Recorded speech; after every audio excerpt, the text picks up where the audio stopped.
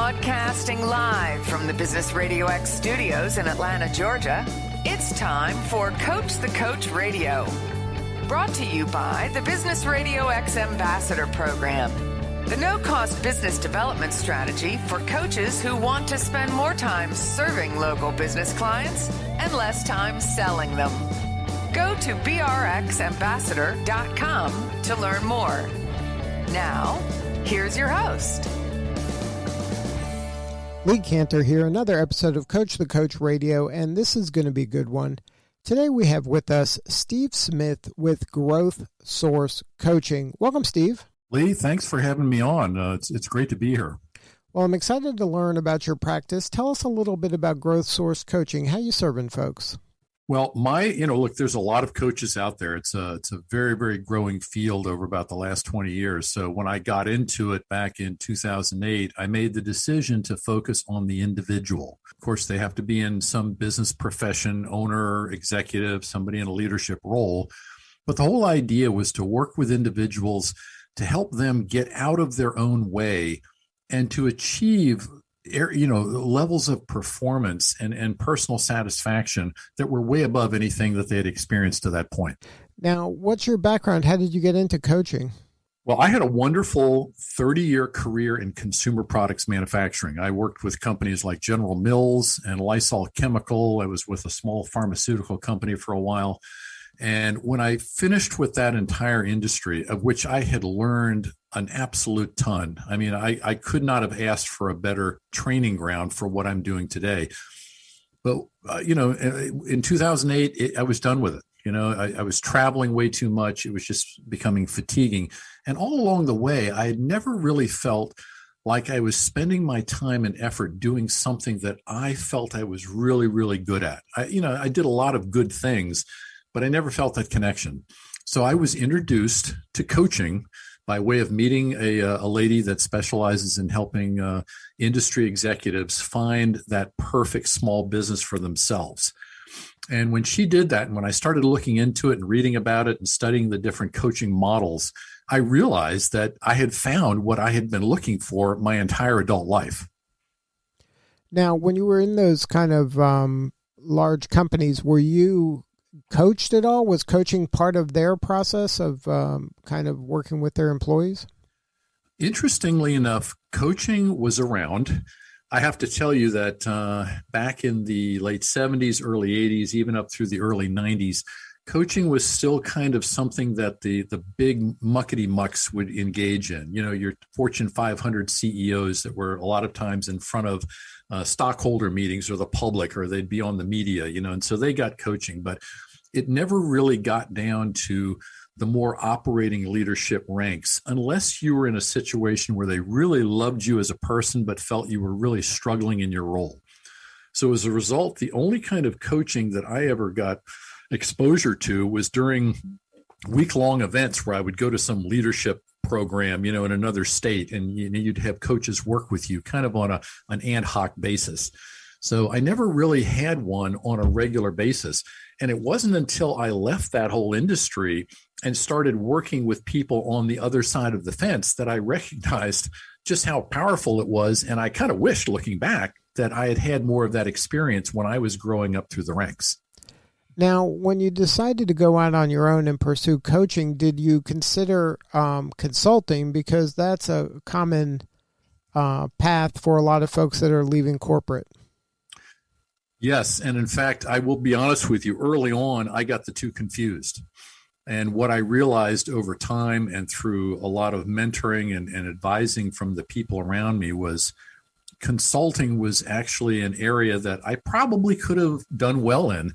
But when you're a consultant, you're doing most of the work. I mean, that's why companies hire you. They bring you in because you have an area of expertise that they either don't have or don't want to spend the time developing. They give you a problem. You create a project out of it. You fix the problem, you hand them the keys, and you leave. And I just didn't want to go there. What I found, and in most of the 30 years I worked in my former industry, was the things that excited me the most was the interactions I was having with other people and what that did for them. So I chose coaching because, coaching, it's all about the people. You're working on people. Consulting, you're working on projects.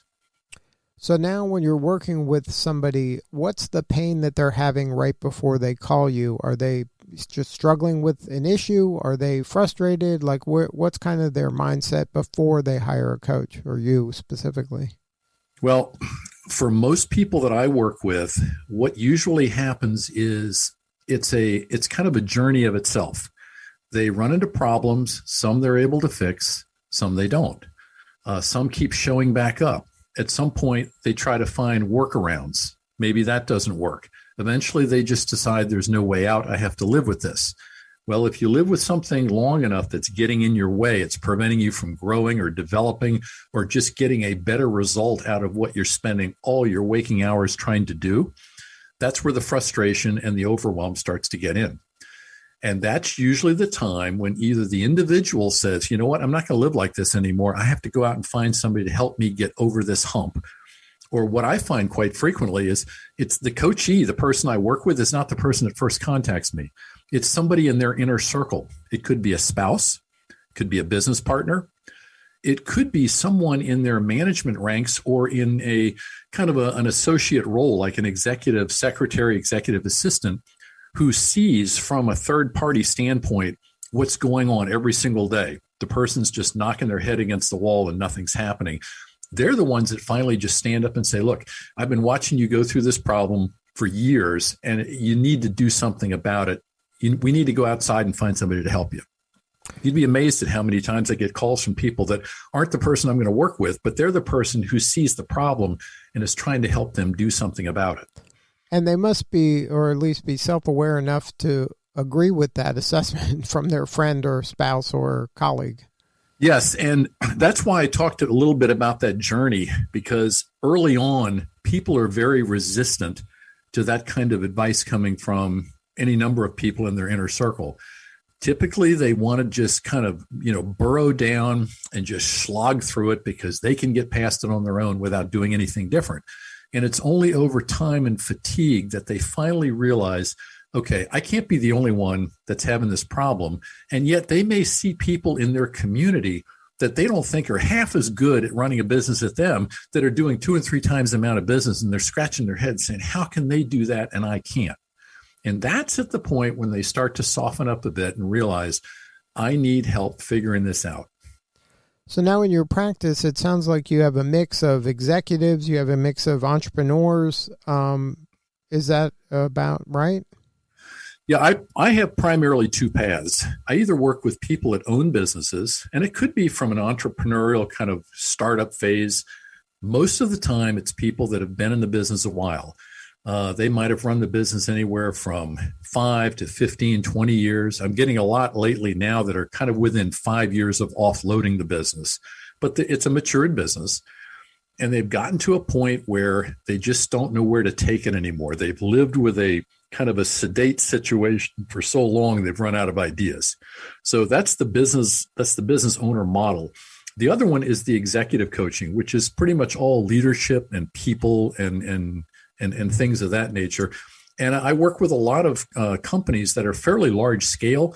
They may not be located here in Southern California, but they've always got divisions here in Southern California that are run by people in kind of disparate locations. Many times it's those folks running these divisions that are thousands of miles away from the home quarters that run into problems because they're operating by themselves or they're overseeing an organization by themselves and they're not all that well connected to the home front. So now in those situations, how do you kind of come in and help them understand that they're not really on an island, that there is kind of infrastructure there to help them? Typically, when I get invited in to work with somebody like that, I ask them to sit down and, number one, tell me what it is their division does. What part in this grand play are they responsible for? And then once they tell me that, I ask them, how are you connected to the rest of the company? What is it you do that the rest of the company relies on? And, over time, people forget about things like that. You get so myopic in terms of what's in front of you, you start to forget that maybe the reason you're here is because the rest of the organization actually depends on you for some particular element of what you do. So here's a good example. A couple of years ago, I worked with a general manager that ran a technology division out here in Southern California. The company was headquartered in Houston. They were the largest company on the planet for creating undersea drilling rig equipment. So companies that go and drill, down in the sea and pull oil out, these guys were the ones that built the equipment and the computer systems that ran the equipment. And this guy out here in Southern California, he actually developed most of the software that the rest of the company operated with. But because he was so niche in the business, that's all he did. And of course, the rest of the company was like $6 billion. So they did a lot of stuff that many times he got so enmeshed in the software problems that he forgot that he was actually the guy that was supporting much of what the rest of the company did. And the company actually called me in and said, look, we need you to help him. He's very, very valuable to what we do, but his leadership ability has just plummeted. I mean, his organization's kind of falling apart. And it was his focus. That really was the problem. He was going back to his technical days of being an engineer and forgetting about leading the rest of the organization he was responsible for. Yeah, that misalignment can be devastating to an organization if it's not Absolutely. corrected. Now, we're coming through COVID, and there's been a lot of chaos and change in a lot of organizations. Why do you think it is that change is so hard? And are there anything you've learned that can help people kind of manage their way through it? Yeah, change is difficult for the most part because it creates a feeling of unknown. I may not like the way I'm living. I may not like the way I'm performing or the outcome that I'm getting, but it's a known quantity. I know that every day when I get up and do my typical routine, I'm comfortable with that because that's what I've always done. If I change that routine, I don't know what I'm going to get. And unfortunately, we as human beings tend to go negative more than positive. So any introduction of change in your behavior, in your thinking, in your ideology, what you believe in, which drives much of what you do, any change like that, people immediately think, okay, if I change it, I'm going to lose something. Something's going to happen. I'm going to be in some kind of a setback position. So rather than do that and risk losing, I'll just live with the devil I know. And then when you live with the devil that's good for a second, but change is everywhere every day. Like you can't right. You can't eliminate change. Like that's just part of the deal. That's right. And so typically one of two things happens. And I'm a big proponent of the 80-20 rule. Okay.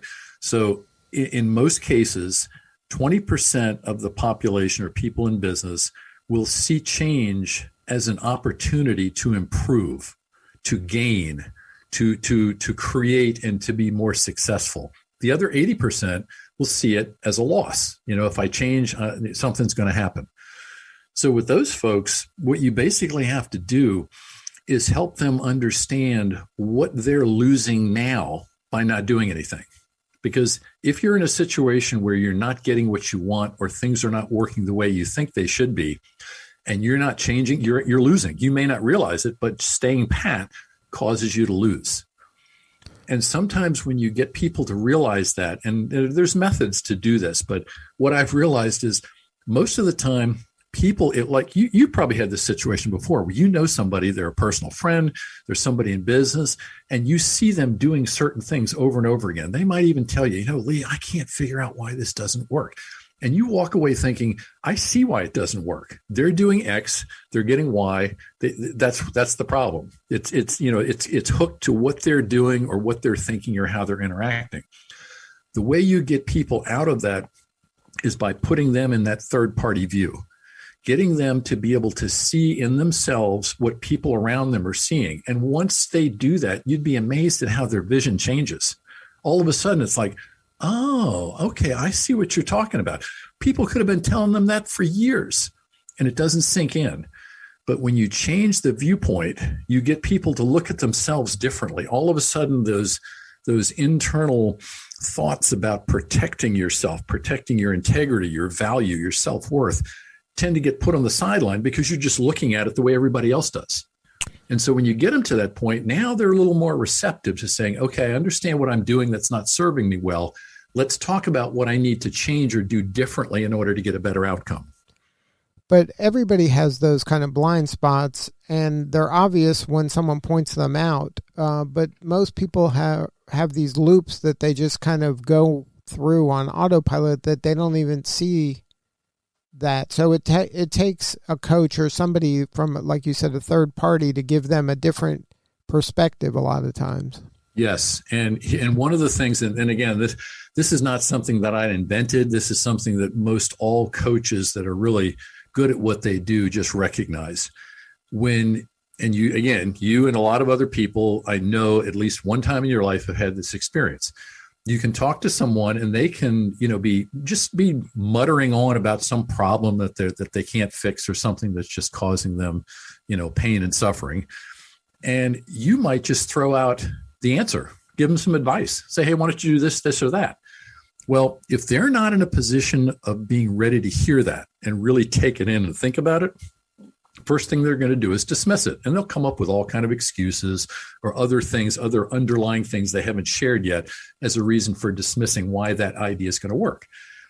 But yet, if you ask people enough questions to get them to think deeper about the situation they're in and things they've thought about, and they come up with a solution, now they own it.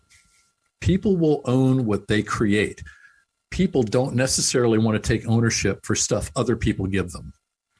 Right. So that kind of self-authorship and helping them kind of self-discover the answer is the objective. But sometimes people just aren't ready, or they're not willing to pay the price. They don't want that trade-off, whatever that trade-off is going to be from the old way to the new way. Yes, they do. And that's one of the chief reasons why in my business, which I've had now for 13 years, I do almost no selling. Okay. I market a lot of what I have. I give away an incredible amount of information for free because I've realized that getting people to a point where they recognize something has to change and they need to get help from the outside to do that is a timeline. And if you hit somebody at the wrong point, all of your stuff is falling on deaf ears. You've got to almost kind of tease them up a little bit and keep showing them the way until they decide to put their hands on the steering wheel. When they're at that point, now you have somebody you can work with. But up until that point, you've got somebody that's basically uncoachable. And that's great advice for people in all industries. And no matter what they do, that really goes beyond coaching. Like you said, it goes into selling as well. You can't just keep selling someone who doesn't want to be sold. If they're not ready for your solution, it just is not a good fit. And you can part friends and see each other down the road, but you don't have to kind of, I think my partner calls it, force a string uphill. Like you can't, at some point they have to want it more than you do. That's exactly right. And I run into every single week, really smart, passionate, driven people who have built businesses that offer solutions for which there is no problem. Right. And then there's so much sunk cost, it's hard for them to kind of pull back and really understand that truly. Oh, absolutely. In fact, I had a conversation with a lady that was referred to me this morning before our show today, and she was the epitome of that. She had invested 20 years and a lot of experience, a lot of time, a lot of money, a lot of effort into building what she had. And she realized that she was putting all of her resources in the wrong bucket. And she was so invested, in Vegas terms, she was pot committed that she just could not see any way out. Now, there is a way out. There's a way out for that kind of stuff, but you have to be able to back away from your own personal investment long enough to, again, have that third party observation and say, gee, if one of my friends had this exact same problem, what would I tell them how to do? Well, it's easy. We all tell other people what they should do, but a lot of times we don't want to take our own advice. Now, you kind of grew up in the world coaching for the masses, because I think now coaching is available pretty much to anybody at any stage of their career or their life. Yes. Do you see this now in the corporate world as coaching is just kind of part of what an employee should get, no matter what stage they're at. Not only like you mentioned for those high performer, high potential people, but just kind of for the team, because that helps everybody. This kind of knowledge and this kind of ability to solve problems and to have fresh eyes looking at things. I don't see a negative of this, and I think it's happening more and more, but you're kind of in this world a lot more than I am. Are you seeing more and more companies kind of offering coaching as I don't even want to say a perk, but just as a benefit to their employees? Yes, I am. I'm seeing a lot more companies that have professional business-to-business style services where the average person that's working for them is not somebody that's making minimum wage or a little above minimum wage or somebody you would call kind of semi-skilled. These are all people with educations behind them that are doing important work. But somewhere along the line, there's something missing, okay, which is preventing them from performing at their true potential.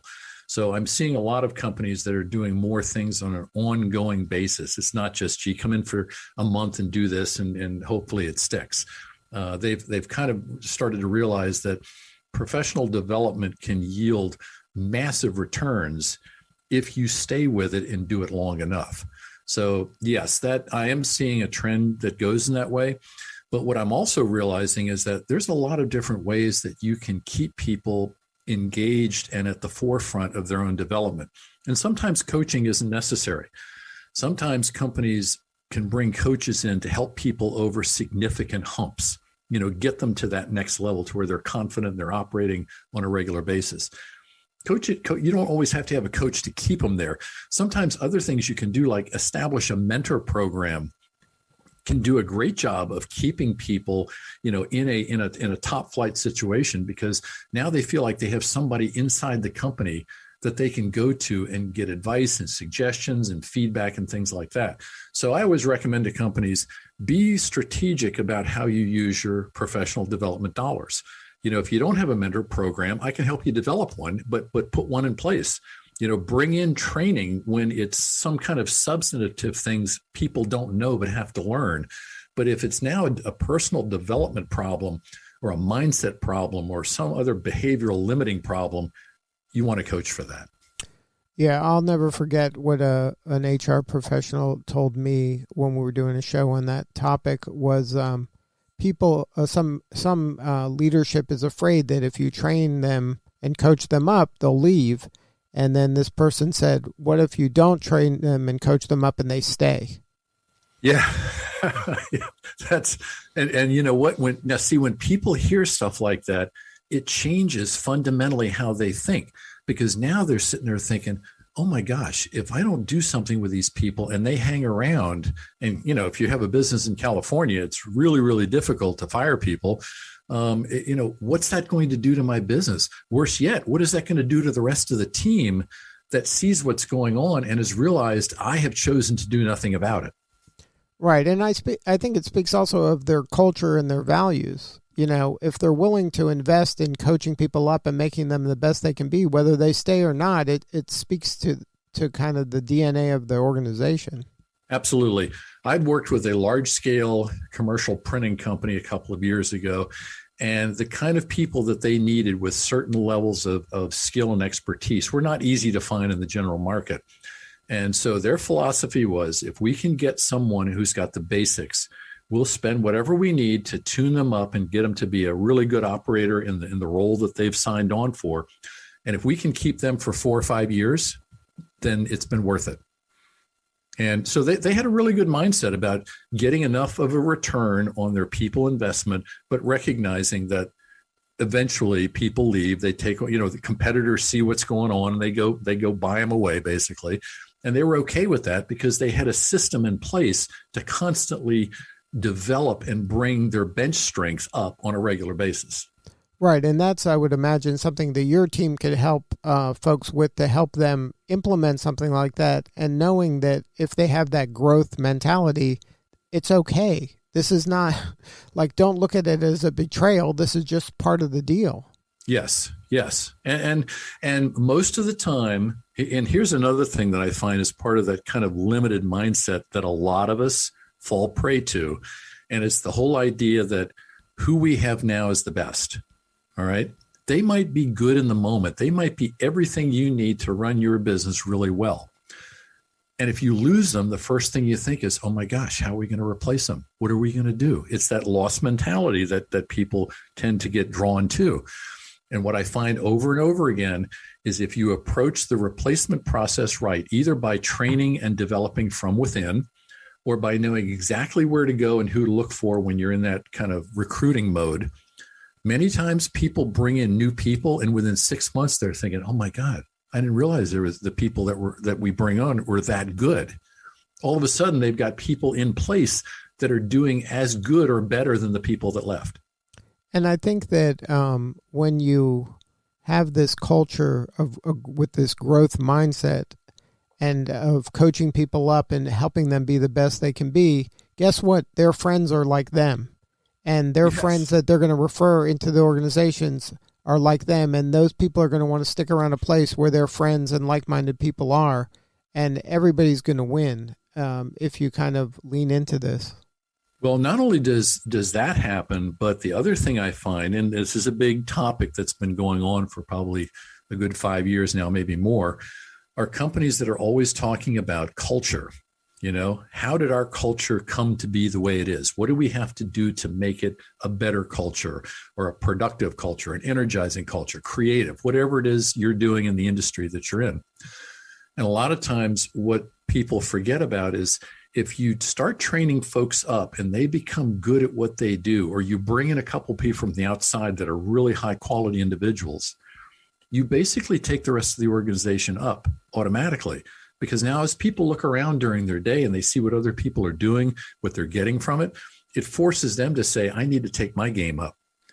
And if you come up with a very high-powered, interactive, engaging culture, you attract people from the outside who look at your company and say, I want to be a part of that team. Yeah, amen to that. Well, Steve, thank you so much for sharing your story today. If there's somebody out there that wants to learn more about your organization or get on the calendar with you or somebody on your team, what's the website? The website is growthsourcecoaching.com. If you go there, you can learn about me, about the services, about my areas of specialty, and I've got a whole bunch of free stuff that people can tap into because I'm a big believer in sharing everything that I have to get people really, really calm and confident about what they would be walking into if they decide to bring me on board to help them. All right. Well, thank you again for sharing your story. You're doing important work, and we appreciate you. Thank you, Lee. I appreciate being on. All right. This is Lee Cantor. We'll see you next time on Coach the Coach Radio.